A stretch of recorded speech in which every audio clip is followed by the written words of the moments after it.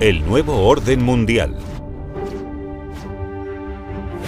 Los tiempos que vienen serán radicalmente diferentes a lo que hemos experimentado hasta ahora en nuestra vida. Pero se parecerán a muchas otras etapas de la historia. ¿Cómo lo sé? Porque siempre ha sido así.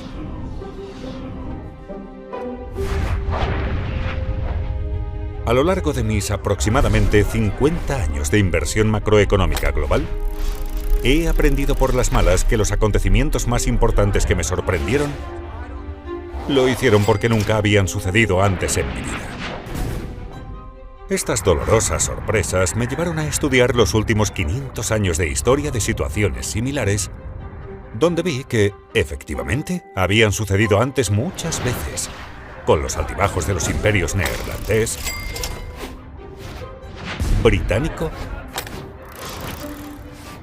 y estadounidense.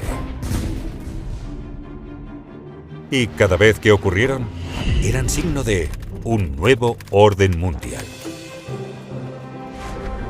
Estudiar esto me enseñó valiosas lecciones que te pasaré aquí en forma destilada. Hallarás la versión completa en mi libro Principios para enfrentarse al nuevo orden mundial. Permíteme comenzar con una historia que me trajo a este punto. Cómo aprendí a prever el futuro estudiando el pasado.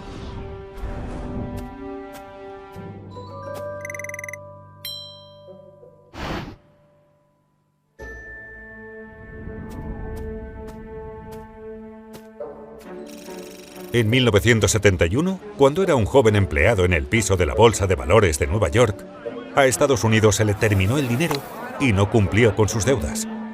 Así es, Estados Unidos se quedó sin dinero. ¿Cómo? Bien, en ese entonces el oro era el dinero utilizado en las transacciones entre países. El papel moneda o billetes, como el dólar, era como los cheques de un talonario, en el sentido de que no tenía otro valor fuera de que se podía canjear por oro, que era el dinero real. En aquel momento, Estados Unidos gastaba mucho más dinero del que ganaba, y dando mucho más de esos cheques de papel moneda que el oro que tenía en el banco para canjear por ellos. Como la gente llevaba estos cheques al banco para obtener dinero de oro, la cantidad de oro en los Estados Unidos había disminuido. Pronto se hizo evidente que Estados Unidos no podía cumplir sus promesas por todo el papel moneda existente. Por lo cual, quienes tenían dólares se apresuraban a canjearlos antes de que se acabara el oro.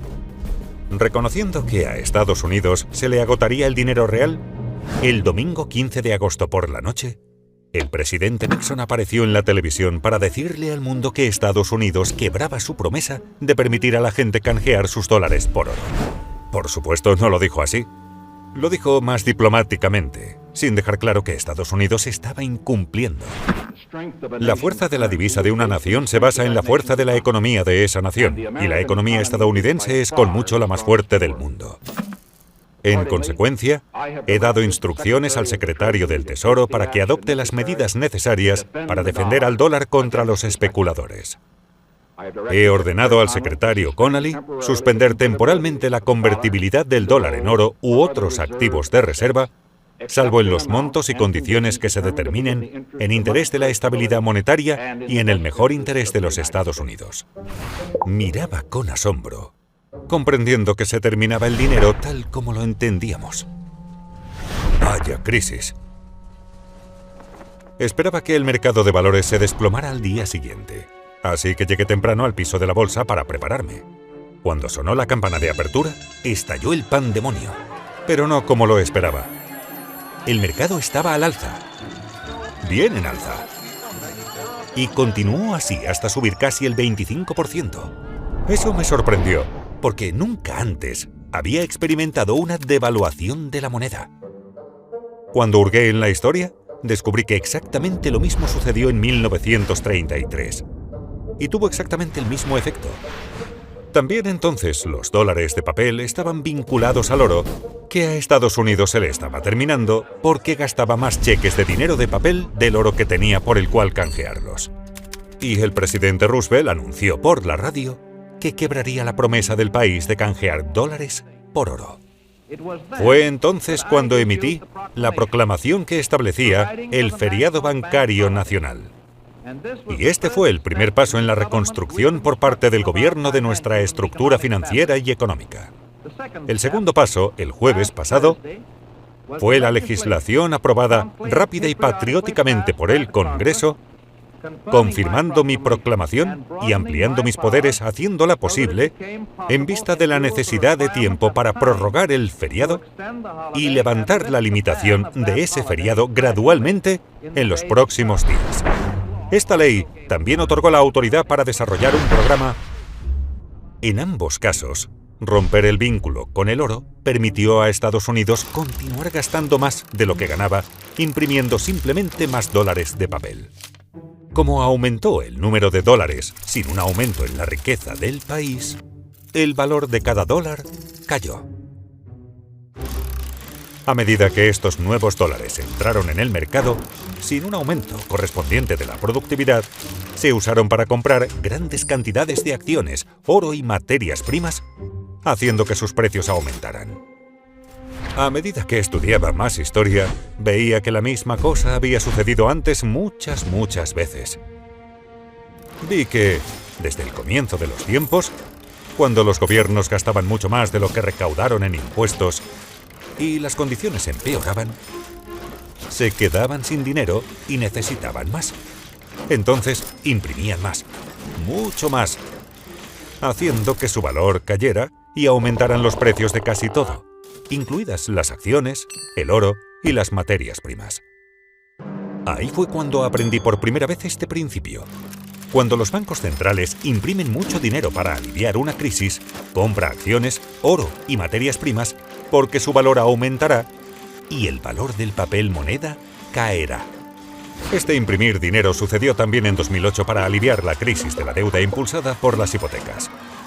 Y en 2020, para aliviar la crisis económica provocada por la pandemia. Y casi con certeza sucederá en el futuro.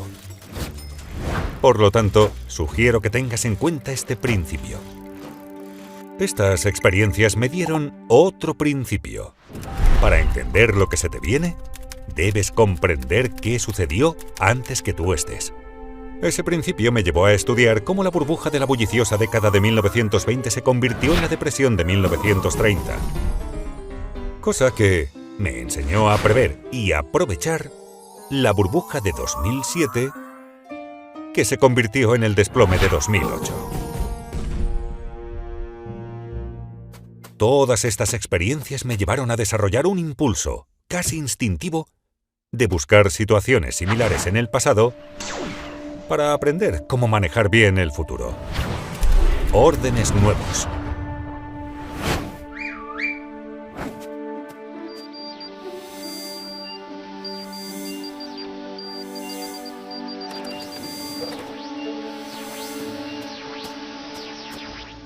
En los últimos años, 3 grandes cosas que no habían sucedido durante mi vida me llevaron a hacer este estudio.